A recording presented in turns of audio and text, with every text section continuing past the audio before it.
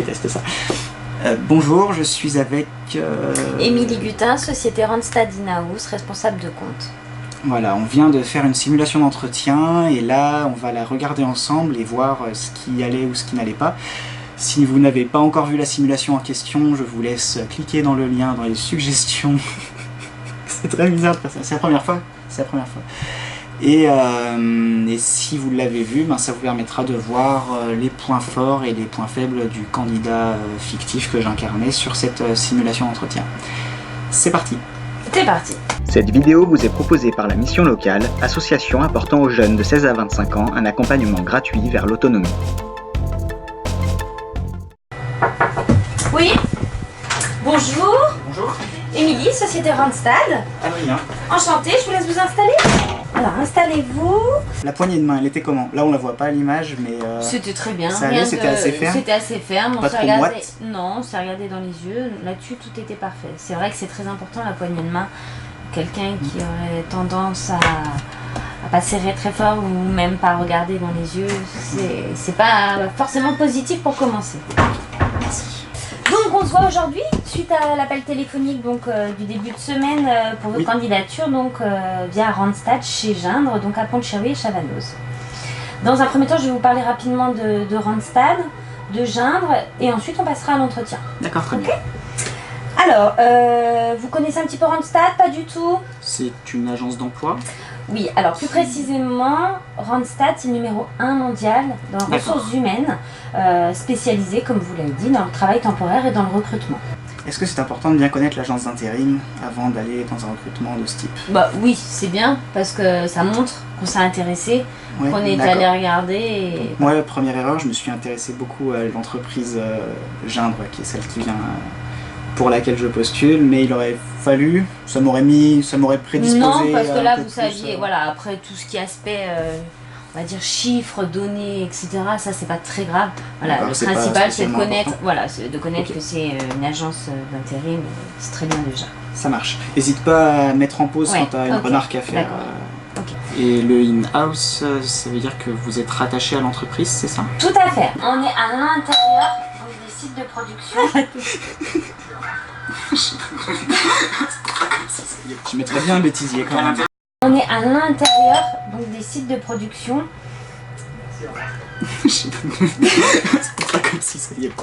À l'intérieur des sites de production et notre métier consiste à recruter pour les entreprises. Sur le bassin Crémieux, il faut savoir qu'on est à peu près 12 agences de Randstad spécialisées dans le recrutement et le travail temporaire. D'accord. D'accord. Est-ce que vous connaissez Gindre ou pas du tout? Alors je me suis un petit peu renseigné suite à ma candidature, je crois que c'est... Donc ça c'est bien, je me suis un petit peu renseignée. Ça montre que le candidat, avant de venir à un entretien, il s'est intéressé à l'entreprise dans laquelle il venait. Aujourd'hui, sur internet, le bouche à oreille, etc., on a les moyens de s'intéresser à l'entreprise pour laquelle on recrute. C'est une entreprise qui est assez ancienne et internationale.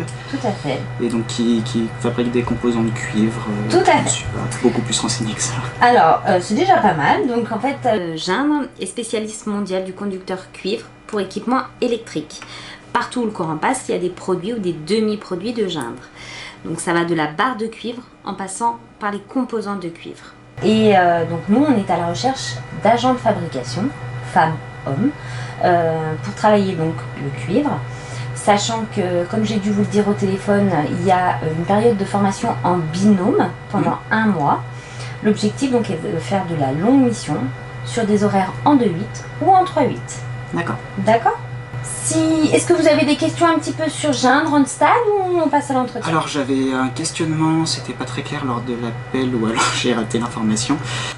Est-ce que c'est trop franc de dire ou alors j'ai raté l'information? Non, il vaut mieux être franc. Comme je dis toujours, moi l'objectif c'est que la personne que je vois en entretien, moi j'ai toutes les infos mais qu'elle aussi elle ait toutes les infos concernant l'entreprise. Je veux pas qu'il y ait de décalage. Si toutefois on donnait la candidature au client, il faut vraiment que la personne elle se dise ok, je connais l'entreprise, je sais où je vais mettre les pieds. Donc non, pas de souci, moi je la préfère façon de le dire pareil, c'était pas trop familier. Non, pas trop familier, c'était très bien. Très bien, merci. Vous avez dit que c'était sur Pont-de-Cherry et Chavanoz. Tout à fait. C'est donc ces 2 sites différents Exactement. d'entreprise. Et on est amené à travailler sur les 2? Non.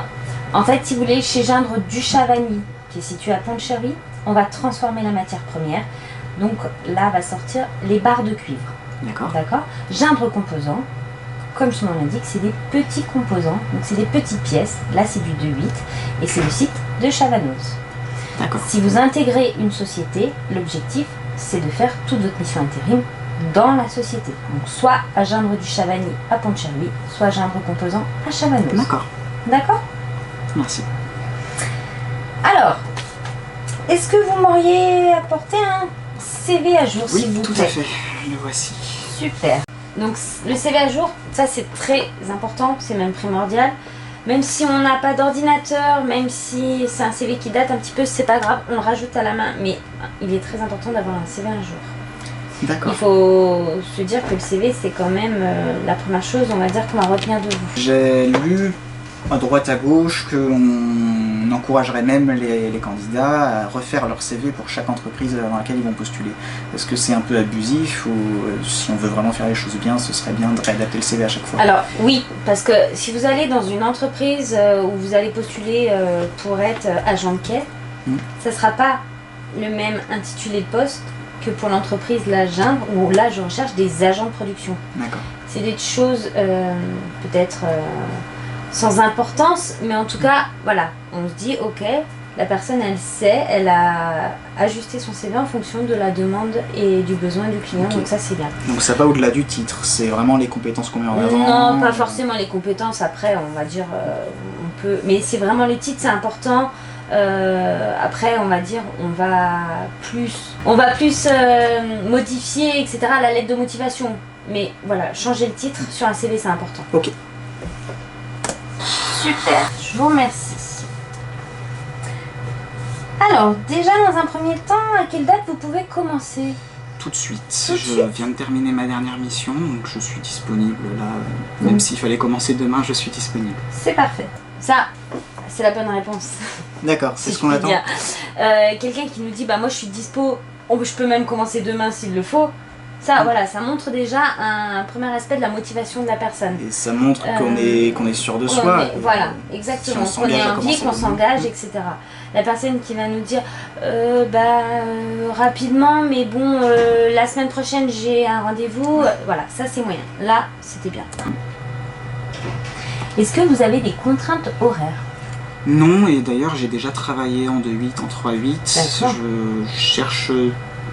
Ça aussi c'est bien, parce que vous avez rebondi sur les horaires que moi j'ai annoncé, le 2-8, le 3-8. Oui. Donc ça c'est bien, ça montre que la personne a écouté ce que j'ai dit D'accord.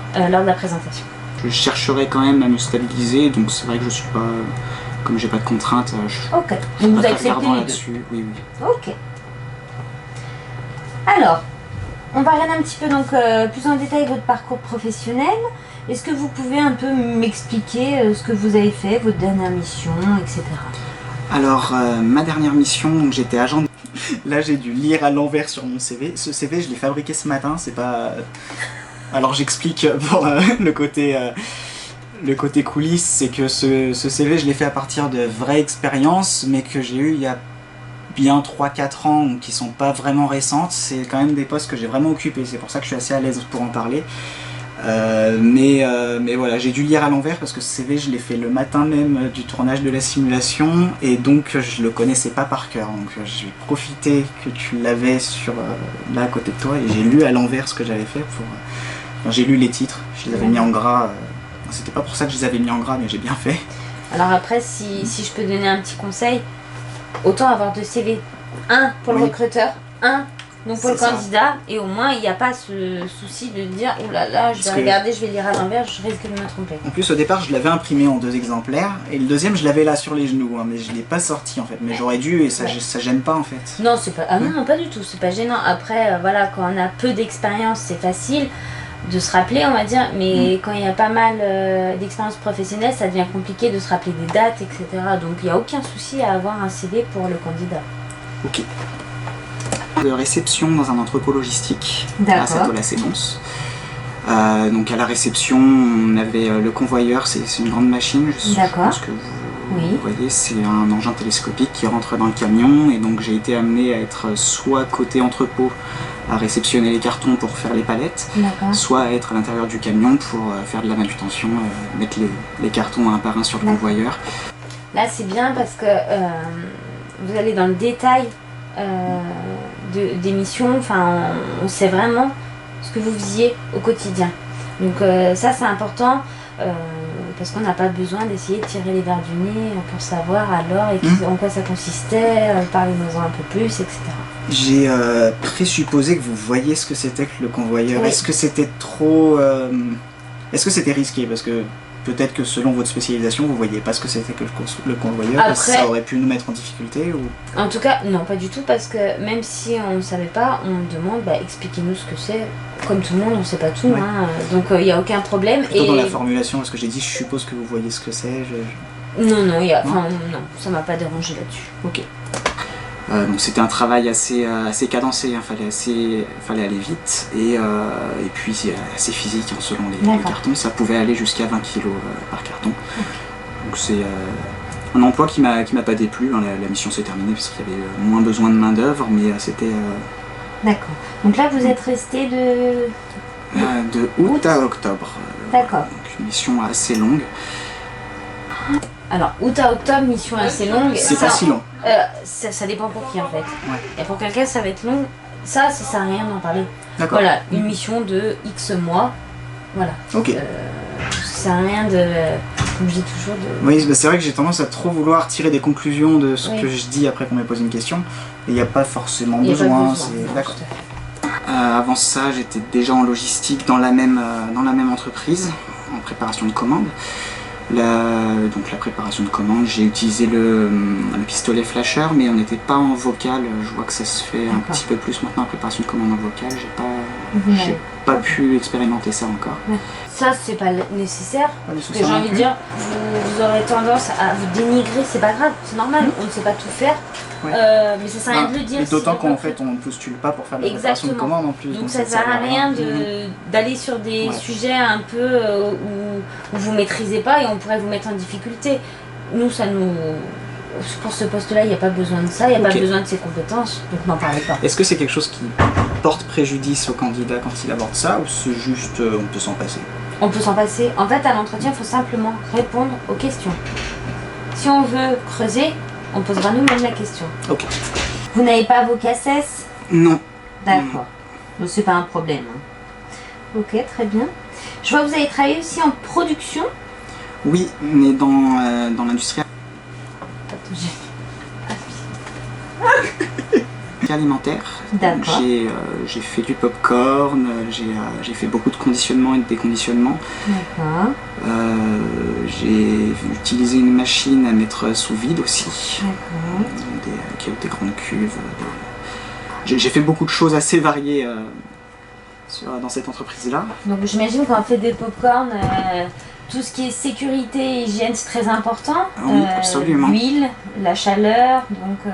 Oui, il fallait faire super attention. On portait dans cette entreprise-là les chaussures de sécurité, c'était de mise. On avait des gants. L'équipement était fourni par l'entreprise et je travaillais en binôme. On avait 8 machines à faire le popcorn. Je ne saurais pas si c'est des friteuses ou quoi, mais des machines assez imposantes. On en gérait 4 chacun. D'accord.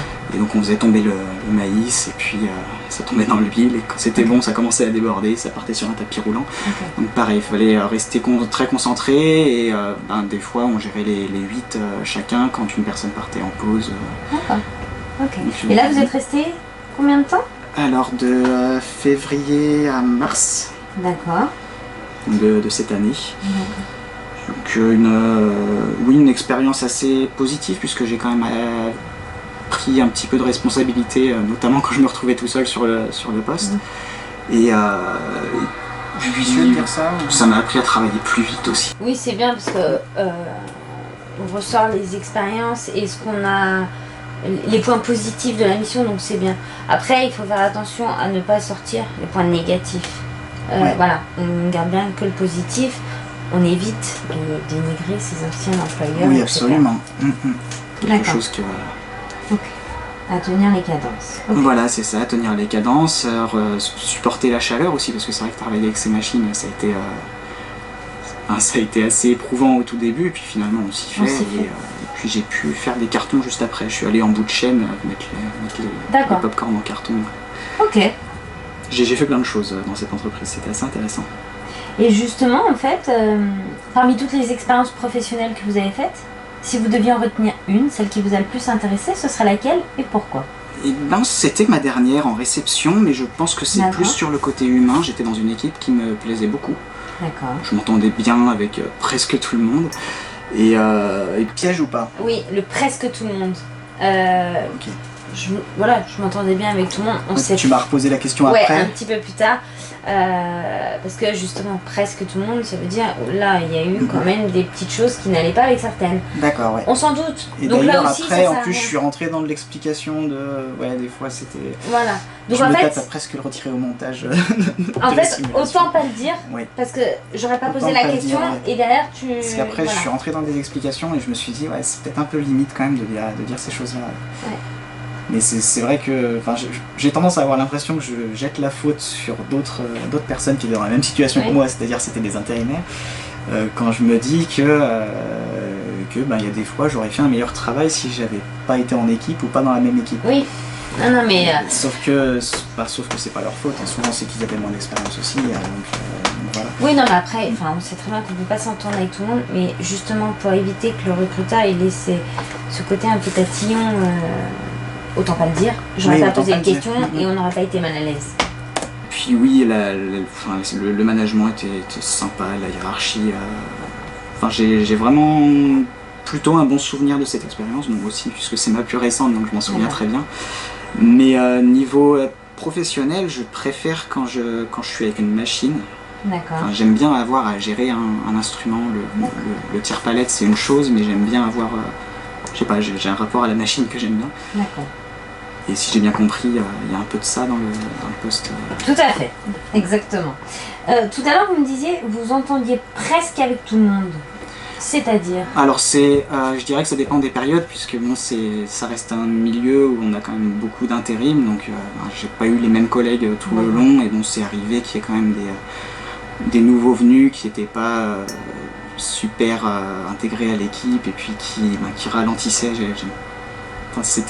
J'aime pas leur jeter la pierre non plus, mais c'est vrai que c'est arrivé. Là, on est d'accord qu'on essaie de se dépatouiller d'une situation un peu compliquée. Donc, là, je me suis mis dans tout ça en plus. Ouais. Donc, faut éviter en fait. C'est ça. Voilà. Si on s'est pas entendu avec quelqu'un, on n'en parle pas, on parle d'autre chose, etc. Et qu'on n'arrive pas à maintenir la cadence. D'accord. Parce que quelqu'un n'avait pas envie de maintenir la cadence. Okay. En général, ces gens-là ne restaient pas. D'accord. Ok. Si on appelait... Si j'appelais un de vos derniers employeurs, qu'est-ce qu'il me dirait de vous? Quelle qualité vous avez au travail? Alors, je pense que... c'est vrai qu'on voudrait parler de qualité, mais la première chose qu'on retiendrait, c'est quand même que je suis assez timide. Donc j'ai quand même un temps avant d'être vraiment à l'aise avec tout le monde. Mais par contre, je suis quelqu'un de vraiment sérieux et je fais très attention à faire les choses comme il faut. Si j'ai un doute, je pose les questions. Et le dernier compliment que j'ai pu avoir quand j'étais en réception, c'était que je percute, je sais me servir des choses, je m'adapte assez rapidement quand on me demande une nouvelle tâche et je ne rechigne pas à la faire. Très bien, donc l'envie de bien faire, c'est... Est-ce que le fait d'avoir commencé par dire que la première chose qu'on tiendrait de moi, c'est presque un défaut? Je dirais presque un défaut, parce qu'être timide, c'est pas vraiment un défaut. Moi, je préfère quelqu'un qui est un peu timide d'un premier abord que quelqu'un qui a vraiment confiance en lui. Parce que là, on est quand même en situation d'entretien, pas forcément très à l'aise. Si lors d'un entretien, vous êtes déjà très à l'aise, ça veut dire qu'au bout de quelques semaines, voire quelques mois, il risque peut-être d'avoir un décalage entre ce que j'attends d'un comportement d'un intérimaire. Donc non, il n'y a pas de souci, on a le droit d'être timide, voilà, on est comme on est, donc il n'y a aucun souci là-dessus, et c'est très bien de le dire, d'être franc. Ok. C'est primordial, j'aime pas du tout me mettre en difficulté avec qui que ce soit, donc quand il y a quelque chose à faire, j'essaie de le faire comme il faut. Super. Qu'est-ce qui vous a motivé à postuler pour l'entreprise Gindre? La nouveauté, Parce que c'est vrai que j'ai pas pu faire de ce type de poste dans l'industrie, le cuivre. Je connaissais pas geindre, donc ça m'a permis de me renseigner sur l'entreprise. Et puis c'est vrai que j'ai pas encore travaillé dans l'industrie sur ce type de machine et j'aime beaucoup apprendre. Alors l'envie d'apprendre, là aussi c'est très bien. Ça veut dire qu'il y a eu une écoute. Quand j'ai dit la formation en binôme pendant 3 semaines, 1 mois, etc. Donc voilà. À chaque fois, bien reprendre ce qu'il y a soit dans l'annonce, soit ce que le recruteur a annoncé. La longue mission, c'est aussi quelque chose qui a poussé à... Oui, comme je vous disais, j'aimerais bien me stabiliser un peu. D'accord. Vous voyez, il y a un petit peu de trou dans mon CV, j'aimerais bien limiter le... Il y a un peu de trou dans mon CV, pas besoin de le On dit dire. pas ? On le constate. On constate. Voilà, j'ai envie de me stabiliser. Moi, aujourd'hui, je recherche la longue mission. J'ai des projets donc, personnels, donc il me faut une longue mission. Plutôt partir du nombre de périodes où j'ai entre guillemets rien, bon, j'ai jamais vraiment rien puisque de toute façon pas d'emploi, je cherche de l'emploi et puis j'ai pas mal d'activités à côté de ça qui font que D'accord. je reste quelqu'un d'assez actif quoi qu'il en soit. Et c'est vrai qu'une mission longue, je sais pas trop ce que vous entendez par mission longue. Du coup je me suis coupé dans ma phrase pour demander qu'est-ce qu'on entend par mission longue et finalement j'ai pas fini ma phrase, je l'ai jamais terminée. Ah bah après c'est pas grave, on sait très bien qu'on est en situation quand même de stress. Donc voilà, s'il y a des choses qui sont pas claires pour nous, de toute façon on repose des questions. Mais là ce qui s'est passé c'est que j'avais pas anticipé ce genre de questions, donc j'ai improvisé sur le coup pendant l'entretien. Alors que se préparer aux éventuelles questions, ça c'est important. C'est partie de la préparation. Et puis là je me suis perdu un petit peu dans certaines explications. D'avoir des questions à la fin c'est bien. Ouais. Je dis pas plein de questions, mais ne serait-ce que vous avez combien de besoins, le poste, c'est pour une prise de poste, à quelle date exactement. Voilà, on a toujours des questions, c'est obligé. Oui, on va toujours. Voilà. Nous, l'objectif en fait, c'est de rester 18 mois, le temps maximum légal. Si tout s'est bien passé, généralement si on reste 18 mois chez Randstad, c'est que ça s'est bien passé. Nous, on essaye de vous positionner chez un autre client à nous. D'accord. Donc vraiment, le but, c'est que vous et moi, si vous intégrez donc la société Geindre, qui a un réel partenariat pour vous aider un maximum donc, dans vos recherches d'emploi et donc dans votre parcours professionnel. D'accord. Est-ce que vous avez des questions, Monsieur Sins? Et bien sûr, alors vous m'avez dit la durée de la formation en binôme et je l'ai un peu éclipsé, c'est combien de temps? Alors en fait c'est 3 semaines à 1 mois de formation en binôme. Alors il n'y a rien de ferme et définitif, hein. Si vous mettez 1 mois et 1 semaine, c'est pas très grave. Ah, c'est le temps d'être apte à... Voilà, en fait donc vraiment c'est une période de formation en binôme où vous allez avoir un tuteur avec vous qui va vous apprendre le métier et une fois que vous serez apte, vous serez donc autonome sur la machine et en moyenne donc c'est 3 semaines à 1 mois. D'accord. D'accord. Et l'autre question que je me posais, il y a une machine à gérer ou c'est une personne gère plusieurs vous êtes machines? En fait la personne est sur un poste et donc sur ce poste il y a une seule machine. Donc vous êtes vraiment sur une seule machine, contrairement à chez dans l'entreprise donc à Chabanos où vous gériez donc plusieurs 7 à 8 machines. Non là vous êtes uniquement sur une seule machine. D'accord.